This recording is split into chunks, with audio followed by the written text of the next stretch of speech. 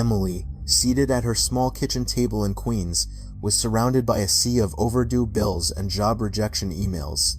She sighed deeply, the weight of loneliness and obligation pressing down on her. A 30-year-old nurse, she carried a resilient aura that masked her fragile health. Her auburn hair and emerald eyes hinted at a watchful and compassionate nature. Having grown up in the foster care system, Emily was fiercely self-reliant, with no family to call her own.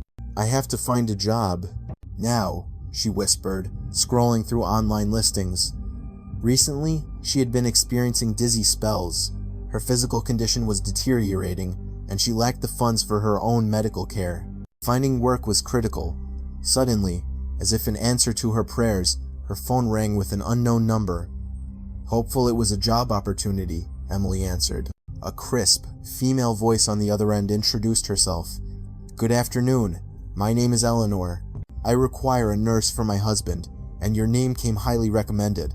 It had been a long time since Emily had found a proper nursing position, forcing her to take whatever odd jobs were available. "I don't recall applying for this position, but I am certainly interested in a nursing opportunity," she replied, carefully hiding her desperation. "My husband, Mr. Arthur Sterling, mentioned your services." "We need someone with your experience immediately," Eleanor interjected. "Could you visit our residence in Greenwich today for an interview?" Emily couldn't believe her luck and instantly agreed. "Yes, of course. I'll be right there." Upon arriving at the luxurious Sterling estate, she was greeted by Eleanor, whose posture was rigid and expression calculated. During the interview, Eleanor seemed unconcerned about her husband's health issues. "Arthur has been diagnosed with a rare genetic disorder. The doctors believe he only has a few months left," Eleanor revealed. "The doctors must be exaggerating. It can't be that serious," Emily thought, feeling a pang of empathy for Mr. Sterling, but troubled by Eleanor's seemingly indifferent attitude toward his prognosis. "I'm so sorry to hear that. I'd like to meet Mr. Sterling, if possible," she suggested, uncomfortable with the implications of Eleanor's cold comments. Maybe she's not so bad, Emily thought, clinging to a sliver of hope. Their conversation was abruptly interrupted when a man in groundskeeper's attire entered the room, drawing a look of clear disdain from Eleanor. "Can't you see we're busy?" "Get out!" Eleanor snapped at him. The man visibly flinched, his shoulders slumping as he absorbed the harsh words. "My apologies, Mrs. Sterling. It won't happen again," he said, catching Emily's sympathetic glance. Emily was disturbed by the exchange, feeling pity for the man, but she remained focused on her reason for being there, to assess Mr. Sterling's condition, worried he might be neglected. "Please, it's important that I see Mr. Sterling right away." Entering Mr. Sterling's room, she had barely begun to introduce herself when she noticed his distress. Mr. Sterling was lying in bed, coughing violently and struggling for air. His complexion was deathly pale. "He can't breathe," she whispered urgently. She sprang into action, adjusting his position to ease his breathing and gently rubbing his back. As his condition worsened and he stopped breathing, Emily didn't hesitate to perform chest compressions, saving his life.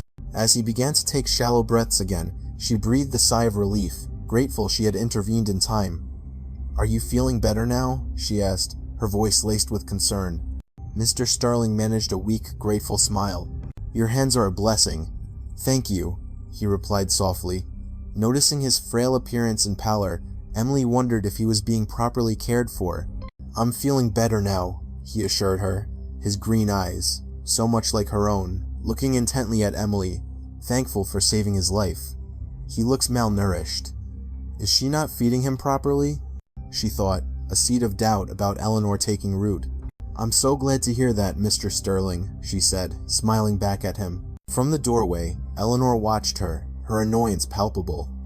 "You seem to have done a fine job, Emily," she said, though her tone suggested she had hoped for a different outcome. "Nevertheless, I am perfectly capable of caring for my husband. He is recovering." "That was just an accident," Eleanor stated firmly. "I want her as my nurse," Mr. Sterling insisted, alarmed by his wife's behavior. "Emily, please, accept the position. You saved my life." Though glad to have helped, Emily felt the gravity of the situation. "I'll do everything I can for Mr. Sterling," she replied, looking at Eleanor. "If possible, I'd like a full-time role, given his health. If there's just a small space for me to stay close." Even this armchair would be enough, she suggested, concerned both for his health and Eleanor's intentions. You can stay as long as necessary, Mr. Sterling declared gratefully. He looked at Emily, then turned to his wife. Eleanor, prepare our finest guest room for her. It's the least we can do to thank her. Weeks had passed since Emily started her job with Mr. Sterling, and she noticed she was constantly feeling weaker and sicker herself. I need to earn more to see a doctor. Maybe I can find a second job on my days off, she thought, though she couldn't bear to leave Mr. Sterling, fearing his condition would worsen without her care. I'll take care of myself when he's better, she promised herself. Navigating the vast, elegant hallways of the mansion, carrying a tray filled with essential medications and medical instructions, she followed them meticulously, yet both her and Mr. Sterling's health seemed to decline daily. She found strength in his need for her care. He's counting on me, she whispered to herself, forcing herself up the grand staircase. As she entered the magnate's large bedroom, she found him just finishing a phone call, his voice as faint as a breeze. When he hung up, their eyes met, a flicker of fear dominating his green gaze. Emily, he almost whispered. This may be my last day. His words cast a heavy shadow. Emily quickly placed the tray of medicine on his bedside table, feeling the weight of his statement. Each breath seemed an immense effort from Mr. Sterling. Before Emily could ask, she noticed an unfamiliar vial on the tray, along with 2 mysterious envelopes. She knew all the medications and documents Eleanor prepared, so this was strange. What are these? She asked, puzzled by the change. These. The medicine and the documents. They are vital for what's to come, Mr. Sterling explained weakly, saying a trusted friend had added them. Though confused, Emily remained resolute. Is there anything I can do for you, Mr. Sterling? She asked, her dedication unwavering. Your health is my first priority. Mr. Sterling tried to reach for her, his hand trembling somewhere between gratitude and need, but his body was too heavy.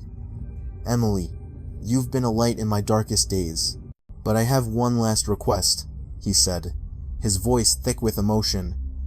I want you to pretend to be my daughter. I don't want to leave this world without.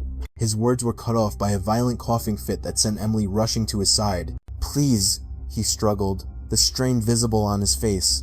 Just for one day. Treat me as your father. It's important. Why would you ask this of me, Mr. Sterling? Emily asked, bewildered. You're going to be fine. I believe you'll recover, she assured him, hoping it was true. Emily, this is my last wish. I'm out of time, he pleaded in a faint voice, before being seized by another, more severe coughing fit. I'll pretend, Mr. Sterling, or should I say Dad, she quipped, a hint of sadness in her voice. He has no one else, she realized, feeling a strange connection to the old man. But before Mr. Sterling could explain the reason behind his request or the new medication, the door burst open. Eleanor arrived, accompanied by a lawyer, both formally dressed. It's time, Arthur, Eleanor announced coldly, shattering the quiet moment.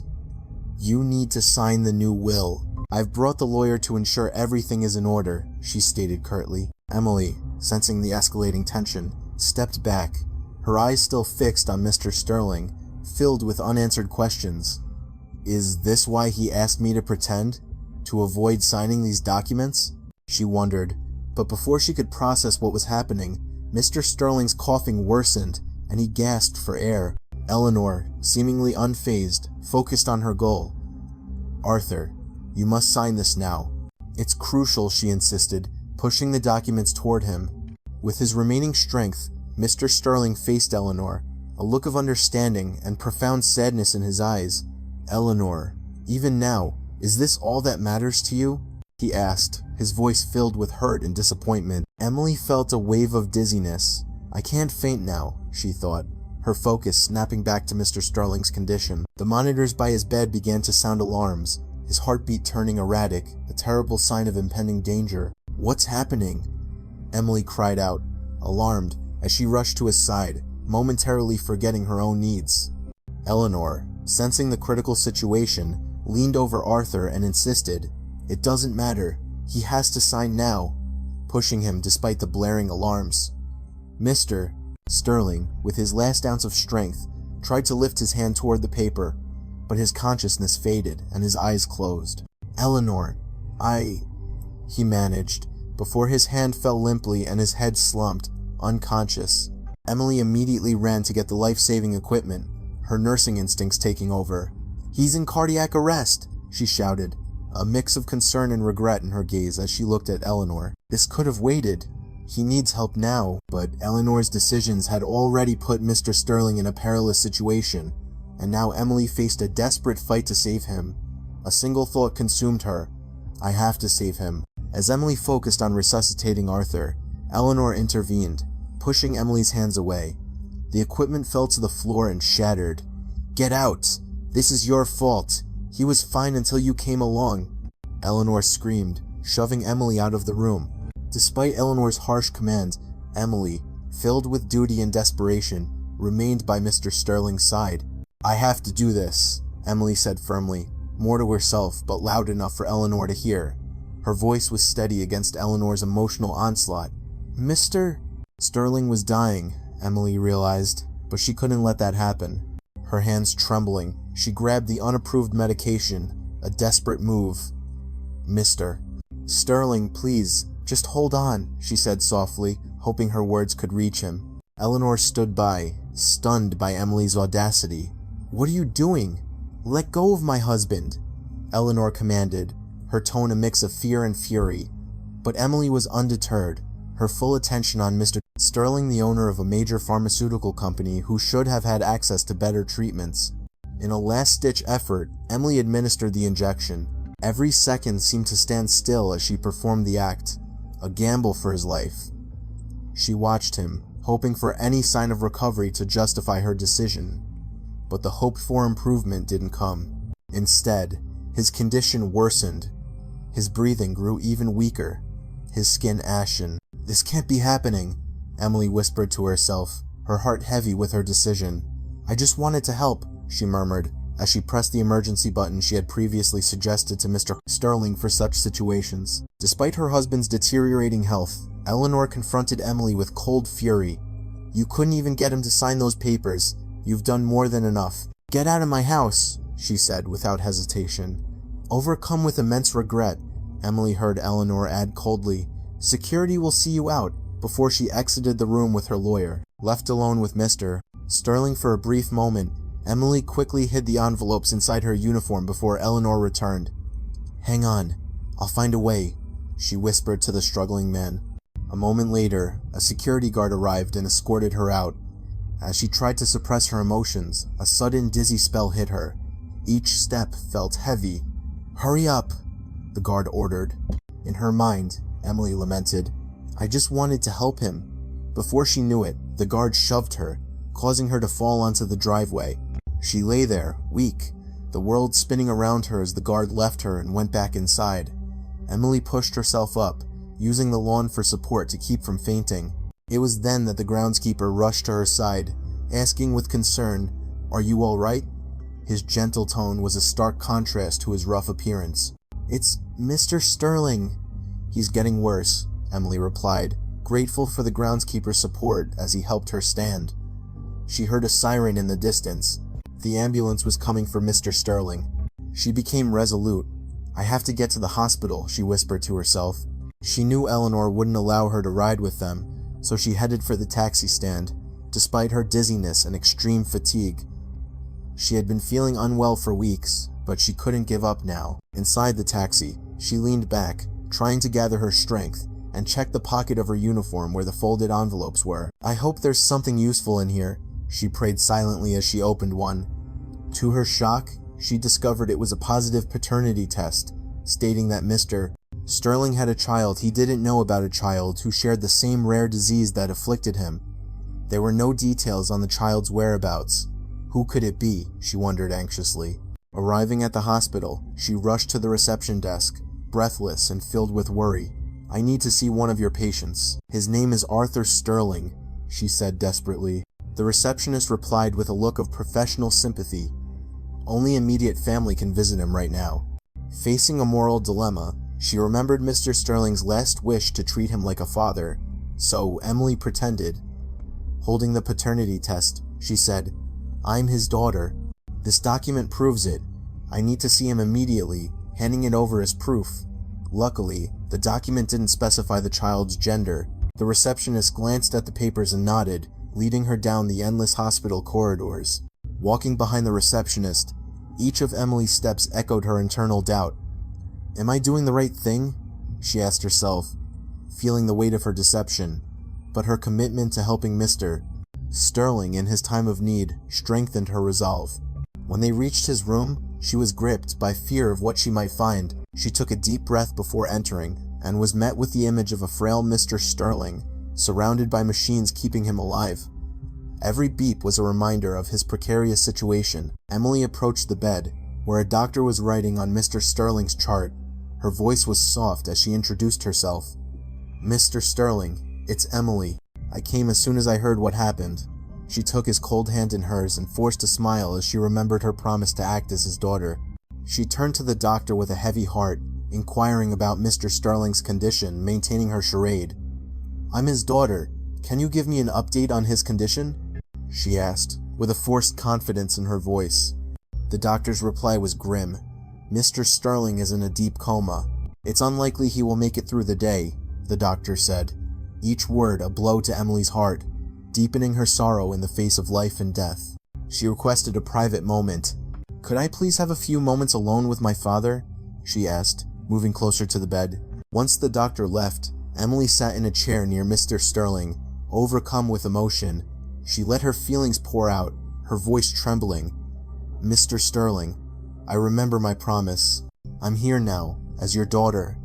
Through her tears, she whispered, if we were really father and daughter, maybe we'd be at the beach right now, free from all this pain. Talking, laughing, drinking coffee by the sea. Her quiet reflection was shattered when Eleanor entered the room like a knife, cutting through the gentle scene. What are you doing here? Eleanor hissed, her voice sharp and accusatory. I was clear earlier. You're fired, Emily. Stop getting close to my husband. Despite her exhaustion, Emily remained steadfast. You can't fire me. I'm his daughter, she said loudly, holding up the envelope as false evidence. Eleanor let out a cold, scornful laugh. You? His daughter? Look at yourself. You could never be one of us, she replied contemptuously. But Emily stood her ground. Your opinion means nothing, Emily retorted with newfound courage, even as her body weakened. He's not alone. I'm here for him. Their argument was cut short when hospital staff, called by Eleanor, arrived to remove Emily. This woman is disturbing the patient's peace. Get her out of here, now, Eleanor commanded. As Emily stepped closer to Arthur, a wave of dizziness washed over her and she collapsed. She whispered, I don't want to leave yet. When she saw Arthur's hand twitch slightly, he moved, she murmured, before losing consciousness as Eleanor's commands faded from her hearing. When Emily woke up, she was in a hospital room, and the reality of her situation hit her. I can't afford this, she realized. Quickly removing the IVs, despite the pain, she gathered her belongings, her phone and the envelope with Arthur's test results. She faintly dialed a medical institution listed on the documents. It was answered immediately. Dr. Evans's office. How can I help you? A voice on the other end replied, ready to assist. Dr. Evans, this is Emily, Mr. Sterling's nurse. His condition is critical, and he's in the hospital. I found your information on a medical form he submitted. I don't know what to do, but I need to help him, she said, feeling herself weaken but forcing her voice to be steady. Ah, Emily, yes. I am aware of Mr. Sterling's situation. Please, stay with him. It is vital that he is not alone at this time. We need to ensure he is protected. Can you do that? Doctor. Evans replied, his words intensifying Emily's anxiety. She tried to stand from her bed, but her legs were too weak. What's going on? I need to know how I can help, she insisted, worried that her absence from Arthur's side might have put him in greater danger. Mr. Sterling is currently undergoing a clinical trial aimed at treating a rare genetic disease, the very disease that afflicts him. It's an innovative treatment, but it's in its final stages. I am hoping to get the trial results today to continue the treatment. Though time is not on our side for Arthur, I will continue to fight for him until the very end, Dr. Evans stated, his tone serious. I am heading to the hospital immediately to see him. Do not leave him, for any reason, the doctor said firmly before hanging up. The tests I'm holding aren't connected to the medicine I gave Mr. Sterling. If the drug fails and he's gone because of my actions, I'll never forgive myself, Emily thought, trembling with fear. I have to be by his side. I can't stay here, she decided, forcing herself to stand even as her legs burned. She grew stronger with each step, more determined than ever. Her journey down the hospital corridor felt monumental, but she was unwavering. I'm coming, Mr. Sterling. Just hang on, she whispered to herself as she hurried through the hospital carrying his files. Lord, give me the strength to get to Mr. Sterling before Dr. Evans does. No matter what happens to me, she prayed silently as she struggled on. When she reached Mr. Sterling's room, she was met with a scene of frantic activity. Doctors and nurses were bustling around the old businessman. The hurried conversations delivered bad news. She learned that Arthur's condition was critical. We're losing the patient. There's nothing more we can do, one doctor said, making Emily's heart sink further. What's the current situation? Emily asked, full of dread, as she approached, fighting her own weakness. He showed signs of improvement, but then his condition suddenly worsened again, a doctor replied as the monitors continued their grim symphony. He's slipping away from us. Emily looked at Arthur, saw his pale skin and labored breathing, and was overcome with the fear of losing someone so important to her in such a short time. Please, do everything you can, she begged the medical team, her voice filled with emotion. Don't let him go. The head doctor turned to her, his expression serious, conveying the gravity of the situation. Mr. Sterling's condition is extremely fragile. We are doing everything we can, but it is important that you understand the situation, the doctor said. No, Emily said firmly, surprising everyone, including herself. Don't talk to me about understanding. If there is even the slightest chance of saving him, we have to try, she said with courage, even as her vision began to blur. The doctor paused for a moment before turning back to Mr. Sterling. We are doing our best, but you also need to take care of yourself. You look very weak, the doctor countered. But Emily cut him off again. Forget about me. He's what matters. If something happens to him because of me, I couldn't bear it, she continued, her vision blurring more. Don't give up on him. There's always another way. The doctor stepped back slightly to adjust a medical device. We understand your concern, but we have to be realistic about his condition, he said, noticing her weakness. Mr. Sterling knew the risks. I'm sure he would want us to take care of you as well. We recognize his company. I know he would understand the situation, he continued. Emily gestured back toward Mr. Sterling, indicating the doctor should focus on him. Realism? He's not just a patient to me. Arthur gave me hope when no one else did, a reason to keep fighting. How can I let him go now? Don't abandon him. We both took an oath for this, she said firmly, as her body grew even weaker.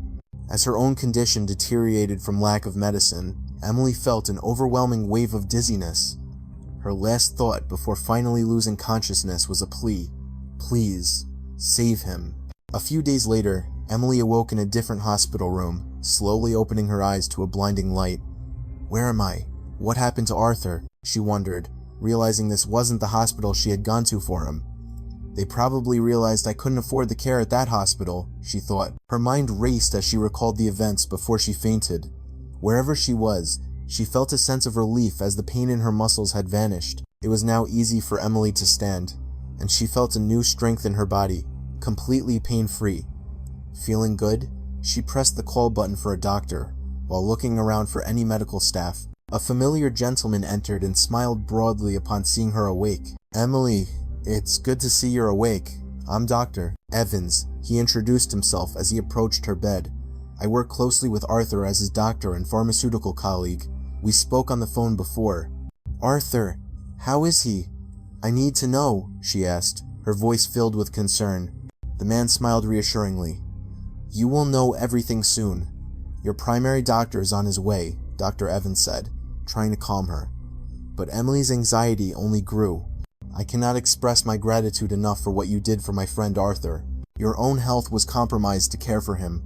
I rarely meet someone as selfless as you, Dr. Evans praised her efforts, but was interrupted by the arrival of another doctor. Emily immediately asked the new doctor about Arthur's condition, but the focus remained on her. Your health is stable, thanks to the treatment, he said while monitoring the medical equipment tracking her heart rate. I can't afford these medical expenses. Emily confessed to both of them, revealing her current unemployment. She was worried about her dismissal, unsure of what had happened.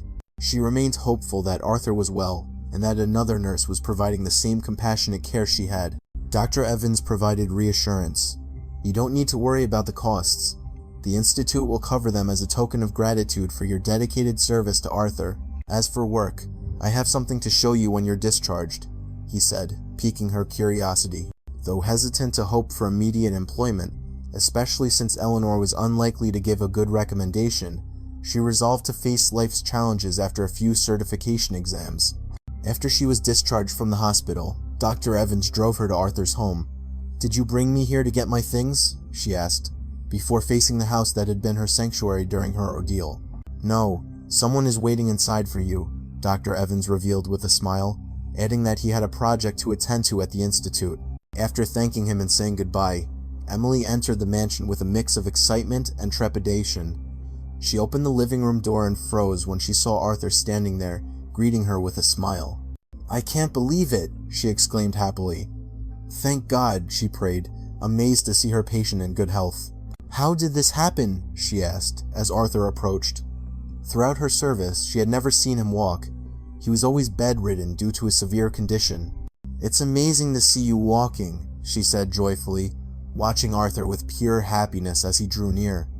He quickly pulled her into a tight hug.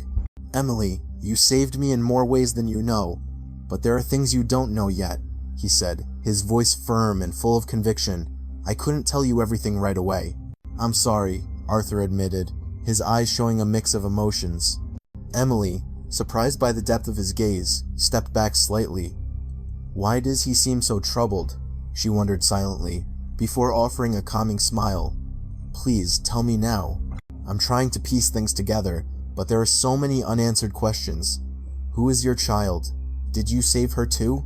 Arthur took a deep breath, his eyes full of emotion as he looked at Emily.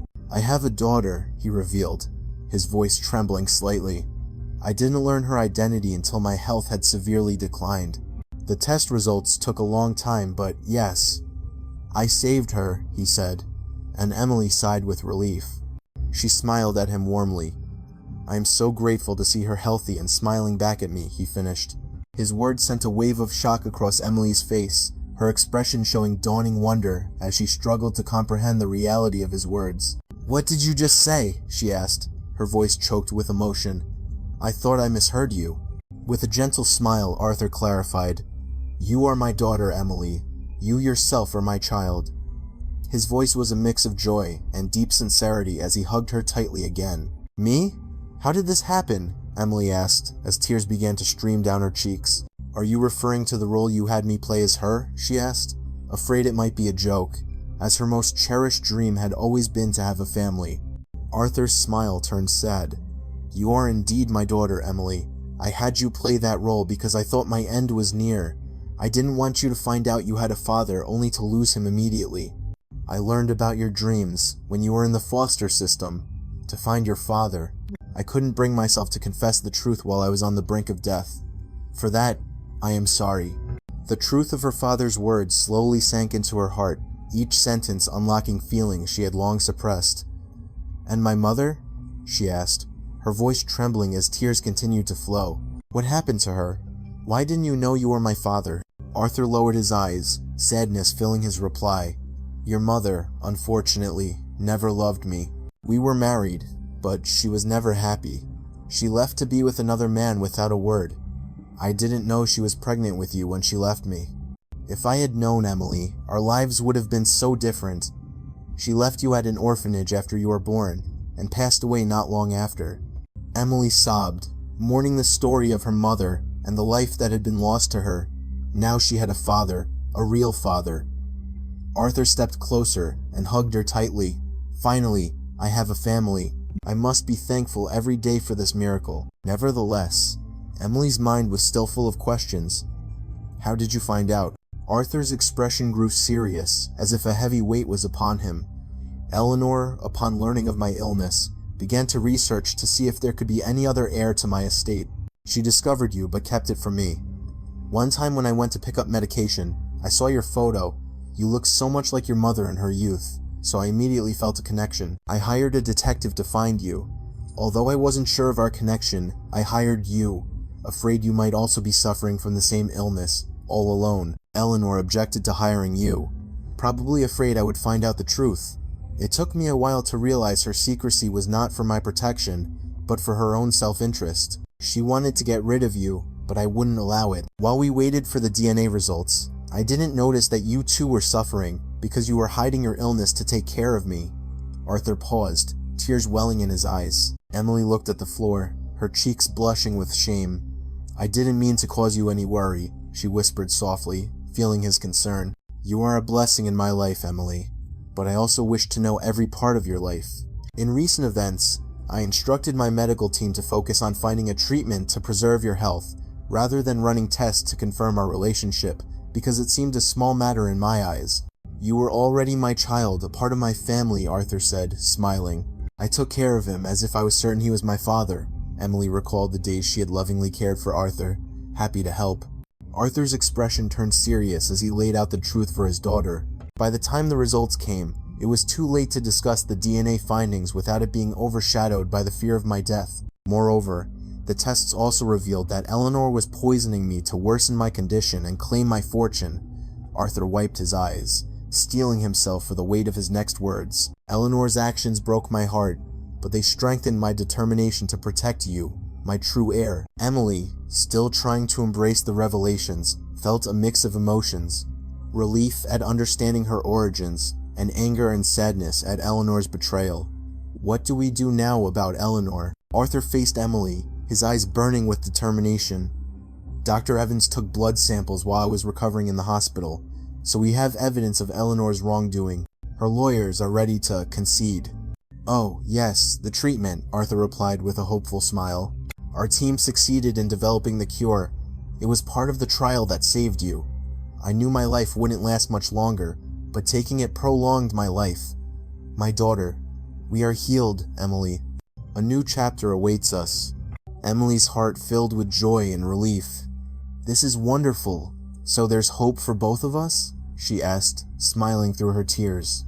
Yes, our trip is already planned for your discharge from the hospital, Arthur replied, smiling. You could hear me while you were in the coma? Emily asked, touched.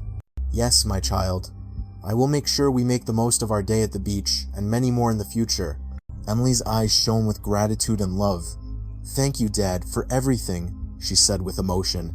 The word Dad from her lips resonated deeply with Arthur. I'm the one who should be thanking you, my child. I am so happy to have a daughter like you. In the following days, in Arthur's office, the father and daughter not only strengthened their bond, but also dealt with the legal aspects of Eleanor's betrayal. Justice prevailed, and Eleanor was imprisoned, paying for her heinous plot to steal Arthur's inheritance and endanger his life. Arthur, his health much improved by his own company's innovations, fulfilled his promise to Emily. They celebrated an unforgettable day at the beach, not only celebrating his recovery, but also the promises of the future, a day filled with laughter, meaningful conversations, and future plans. It marked the beginning of many precious moments they would share. Emily took on a significant role at Arthur's Pharmaceutical Institute, using her experience as a nurse to train others in recognizing the signs of familial abuse. Her initiatives brought honor to the institution, addressing neglect and empowering others. Inspired by his daughter's strength and empathy, forged in her own time-tested experiences, Arthur dedicated a large portion of the institution's wealth to support her advocacy, launching educational programs and building alliances aimed at protecting patients' rights. Under the guidance of Emily and Dr. Evans, the institute implemented new standards to ensure patients were treated in a safe and welcoming environment, raising the quality of care throughout the industry. Emily's efforts were recognized not only within, but also outside the institution, leading to invitations to speak at health and wellness conferences. There, she shared her professional insights and personal story, inspiring many and motivating others to support her cause. Together, Emily and Arthur built their lives based on respect, admiration, and love that had triumphed over the trials of the past. They cherished each day together and celebrated every success as a strong team.